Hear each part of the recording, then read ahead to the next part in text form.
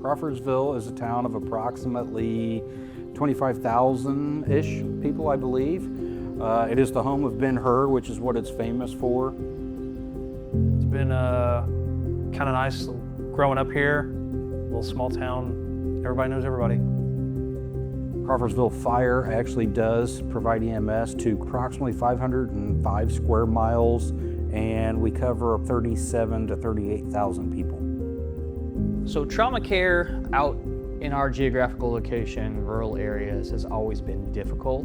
There are not as many EMS providers in rural areas. If we go to the southwestern portion of the county and we need to go to Indianapolis, we're looking at anywhere from an hour to an hour and 15-minute transport time, and that's with good traffic. We can stop the external bleed pretty well with tourniquets and some of our hemorrhagic agents, but when it's internal bleeding, there's nothing that we can really do for these patients besides getting them to a trauma surgeon to stop the bleeding. We've had multiple cases of what-ifs that makes us wonder, if we had blood, would we have been able to get them there?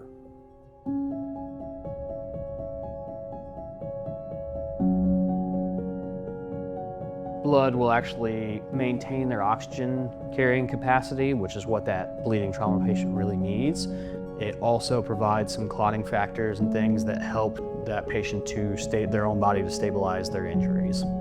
I had a patient who was involved in a farming accident. He was pinned in between a backhoe and a pickup truck. And there was fairly adequate external bleeding, but we also suspected there was major internal hemorrhage. Once we administered blood, he was warm, smiling, able to talk to us and finally answer our questions. He had a long recovery, but I would say about 5 to 6 months later, he came back to meet me and talk with me and told me all about the extra time he's had with his grandkids and things as a result of this program. I came in to work a back half on overtime and immediately got told I was going to transfer out of our local hospital.